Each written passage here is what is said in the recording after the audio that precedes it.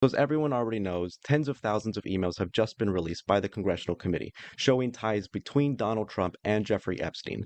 Ties that Donald Trump consistently, over and over and over again, kept saying didn't exist. Ties that were created and fabricated by the liberal, evil Democrats, that the Democrat is a Democratic hoax. Even though Trump and his cronies consistently and tirelessly campaigned on claiming that they were going to release the files, that they were going to find justice for the victims of these predators, he consistently and tirelessly said this over and over and over again, saying that Democrats have to be worried because their names are going to be all over the Epstein files, that these evil Democratic pedophilic elites need to be concerned because they're going to finally be caught out. Remember what J.D. Vance consistently said. Remember what he tweeted. Remember what he said on podcasts. This was one of the things that they consistently campaigned on over and over and over again.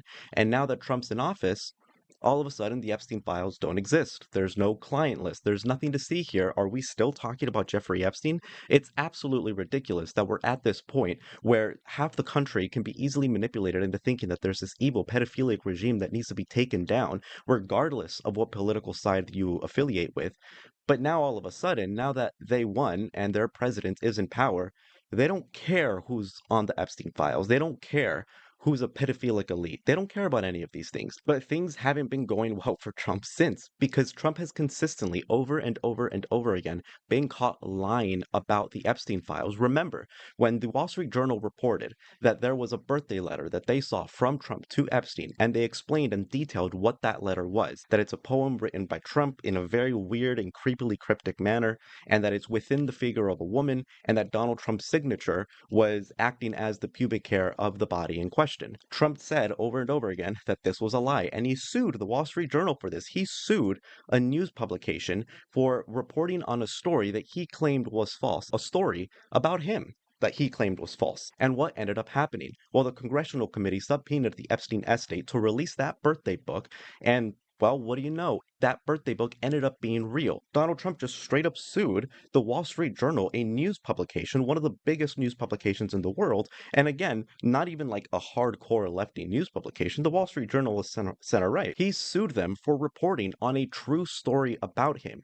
If that's not infringing on freedom of speech, freedom of the press, then I don't know what is. And these newly released emails only continue to show just how much Donald Trump has lied in trying to cover up his own butt regarding the situation. It shows that Donald Trump's version of events is wildly different than the real version of events, or at least what we have evidence for. So let's go over some of these emails because, again, it's really crazy, and I feel like there's nothing that can really come out that'll destroy Donald Trump. A lot of people are saying that this might be the end of Donald Trump. I'm not convinced that it is. I feel like there could actually be literal videos released showing Donald Trump being complicit in all of these crimes, and his fan base will still find a way to cope with it and just try to wash it away because, again, we're talking about a fan base that defines itself based on what it hates rather than on what it stands for. If MAGA actually stood for freedom of speech, they would have dumped Trump already, or at the very least they would have heavily criticized him for all of the anti-free speech things that he's doing. But they're not. They're supporting him. If MAGA was legitimately anti-pedophilia, legitimately anti-corrupt elites, then they would have dumped Trump a long time ago. They probably should have dumped Trump on the first day he was in office when he did a crypto rug pull scam. They would have dumped Trump when Trump claimed that the Epstein client list didn't exist, that there's nothing to see here regarding the Epstein files, that why are we still talking about the Epstein files? There's nothing to see here. Let's just move on. They would have dumped him after all of that stuff was revealed. Let's look at some of the emails here. So this is from NBC. So it goes, emails released by the House Oversight Committee on Wednesday showed Jeffrey Epstein sounding off on Donald Trump, Bill Clinton, and more. The late sex offender was highly critical of Trump and said he knew about the girls but didn't directly accuse him of any wrongdoing. The emails also show Epstein saying Clinton had never been to his private island, despite Trump's claim to the contrary. Trump and Clinton have both denied any wrongdoing and have never been charged with any criminal activity. Epstein did not accuse Trump of any wrongdoing with the girls. Epstein disputes Trump's Mar-a-Lago account. And one of the things that we have to take into consideration is that when Jeffrey Epstein or Donald Trump are both giving their version of events regarding what happened, Jeffrey Epstein is detailing his version of events in private correspondence with people that he thinks won't leak these emails. He has less of a reason to lie about what actually happened. Meanwhile, Trump is giving public statements about about what happens, and he is running for president or was running for president and is currently the president. Trump has every reason to lie about what is happening. Jeffrey Epstein has much less of a reason to lie about what is happening because these are private correspondences. So if there's any conflicting information regarding what Trump said and what we see in these private emails, who do you think we should believe? Who do you think is more likely to be telling the truth? So here it says Epstein disputes Trump's Mar-a-Lago account. In an email to writer Michael Wolff, who interviewed Epstein numerous times for a book he was working on about Trump, Epstein denied Trump's account of having stripped him of his membership at the Mar-a-Lago Club for, quote, being a creep. Trump said he asked me to resign. Never a member ever, Epstein wrote. Of course he knew about the girls, as he asked Ghislaine to stop, the email continued, referring to one of his former girlfriend and accomplice, Ghislaine Maxwell, who recruited at least one of Epstein's victims, Virginia Giuffre, at the club. In another email that was sent to Wolff, Epstein said a woman whose name was redacted, quote, worked at Mar-a-Lago. Trump knew of it and came to my house many times during that period. The testimony of houseman John Alessi confirmed it. He never got a massage. So this is most likely in reference to the claims made that Epstein kept trying to poach employees from Donald Trump, from Mar-a-Lago. Most famously, of course, Virginia Giuffre, who did work at Mar-a-Lago, and she was poached, and this is most likely the victim that is being referenced in one of the emails. In an email sent to Maxwell in 2011, Epstein said Trump spent hours with someone the committee says was a victim. Maxwell is a convicted sex trafficker currently serving a 20-year prison sentence on charges that included conspiring to sex traffic minors in connection with Epstein. So again, a big reason why so many people believe that Trump is actually implicated in these Epstein files is precisely because, one, he's obviously doing everything that he can to prevent the release of these Epstein files, but two, look at his treatment of Ghislaine Maxwell. Remember that Todd Blanche, Trump's attorney general, had a private 9-hour meeting with Ghislaine Maxwell, a meeting where Ghislaine Maxwell claimed that Donald Trump did not do anything wrong, that he should be exonerated, everything's perfectly okay, a claim that Newsmax just completely ran with it. Yeah, the same people that said that apparently hanging out with pedophiles isn't that big of a deal. She just might be a victim. She just might be. Granted, she hung out with Jeffrey Epstein, and I know that's apparently not good. After Ghislaine Maxwell exonerated Trump, she went to a minimum security all-female prison where she's living a cushy, luxurious life, a place she shouldn't be in because she is a convicted child sex offender. That's a reality. That's a fact. She has no business being in this prison, but is conveniently there, living a luxurious life, relatively speaking, because she exonerated Trump. If that's not in the least bit suspicious to anybody out there, then I have a bridge to sell you guys. I want you to realize that dog that hasn't barked is Trump. Victim spent hours at my house with him. He has never once been mentioned, Epstein wrote. So Epstein here is surprised that no one has said anything about Trump yet. I've been thinking about that, Maxwell replied. The White House and Republicans on the House Oversight Committee said Wednesday that Giuffre's name was the one redacted in those emails.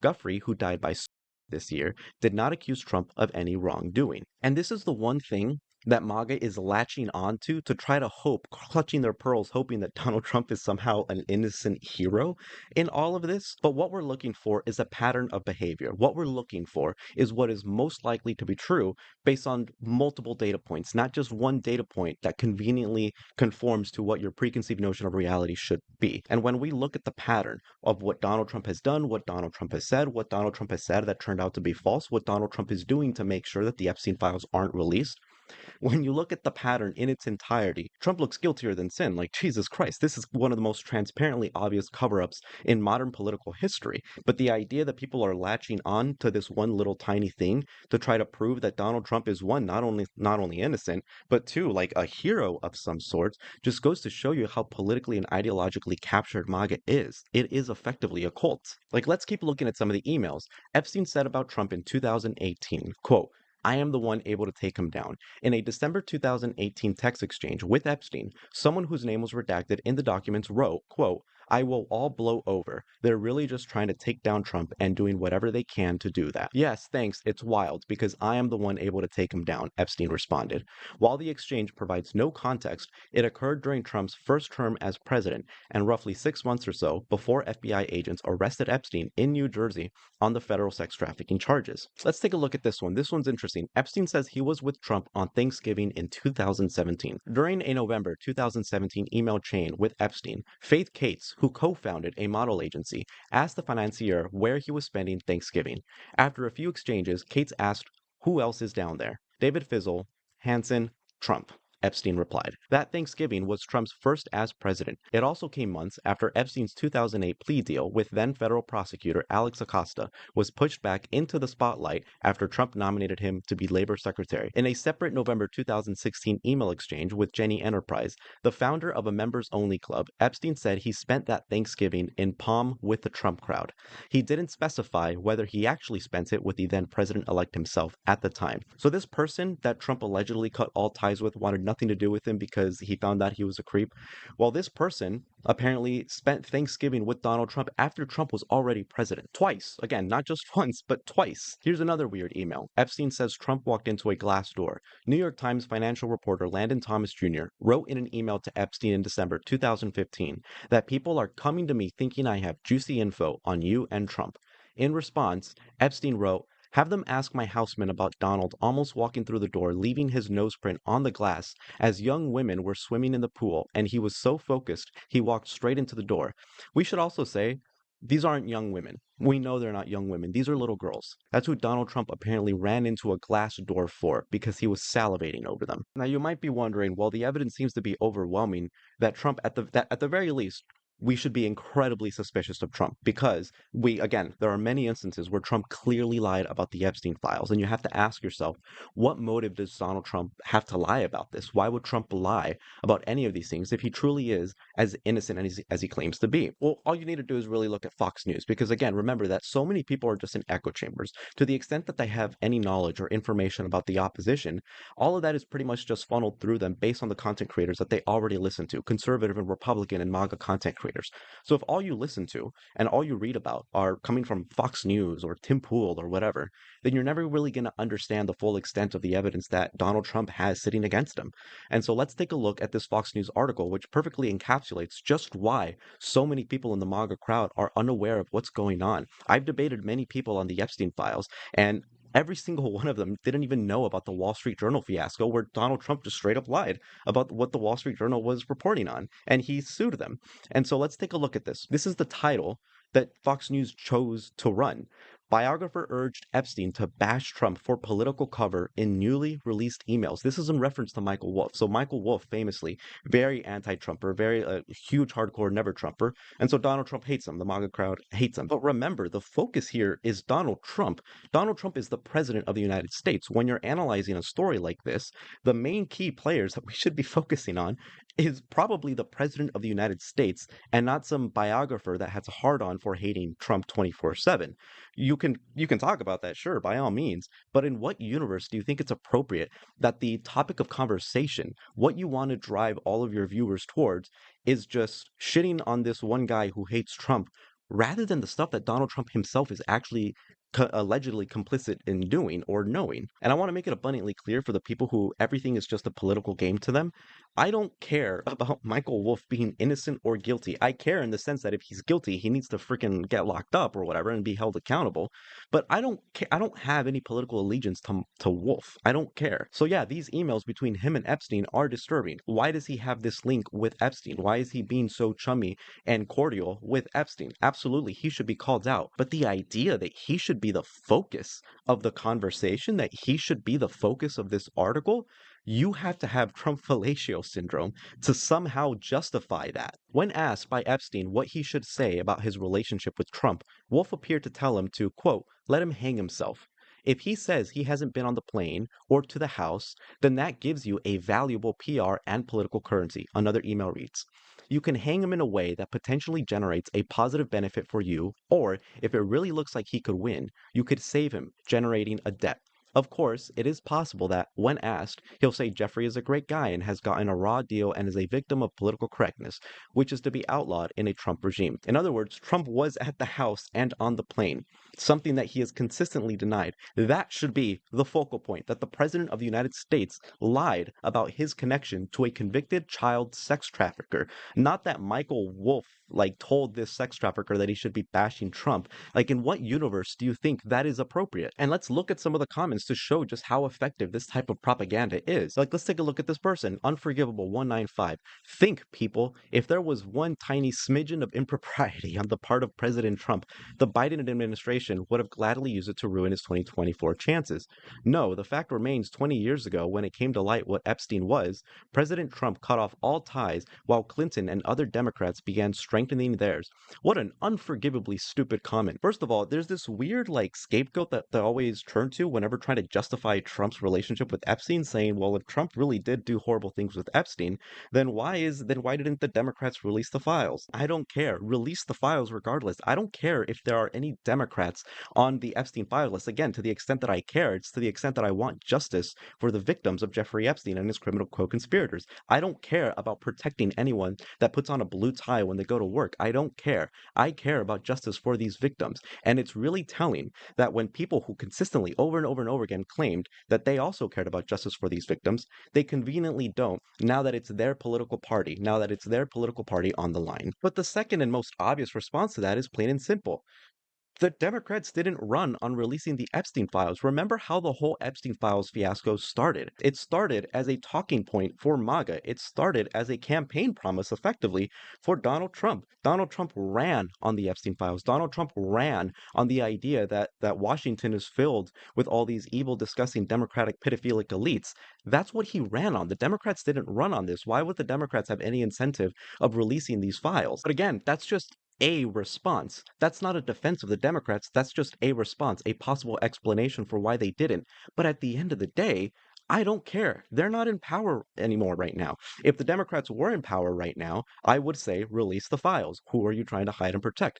But they're not in power right now. And I don't really care about looking back to criticize the Democrats for doing something that they never claimed they wanted to do in the first place. I'm criticizing the current administration that did claim to care about these files, that did make claims about these files containing information on pedophilic elites, and now they are refusing to release them. Now that we know that Trump is implicated in these files, that's what I care about. If these files do come out and some Democratic elites are on them, cool, good, lock them up, hold them accountable. That's what I truly care about. I don't care about playing this political game, but MAGA does, and you can see from this article on Fox News exactly why. They are just effectively state-run media at this point. I like this person. Look at Samui. I don't care whose reputations are damaged, upheld, questioned, or should face more legal scrutiny. Just give the whole stash of documents and evidence against Epstein so Americans can make up their own minds. Dems, Republicans, business leaders, rich, powerful, foreign, and domestic, and their interactions with Epstein and his stable of girls. Embarrassment is no reason to hide the information. This has gone on way too long. Too many people protecting other people. We don't care about convictions. We care about knowing the truth. Yes, exactly. Who cares who's on these files? Release all of them and hold everyone who is complicit in this accountable. This falls squarely on MAGA and Trump. Why? Because they're the ones that ran on this. They're the ones that campaigned on this and made the claims about what's inside the Epstein files. And now they are the ones that, after making these claims and getting nominated, getting elected, now they're refusing to release them. And with all of the leaks that have come out, we have great reason to believe that it's precisely because Trump is implicated in these files. And the public deserves to know whether or not they've been swindled by Donald Trump, by the MAGA administration, into voting for someone who is complicit in these heinous, disgusting crimes. Crimes that Donald Trump is now telling all of his audience, all of his fans, to move on from. There's nothing to see here.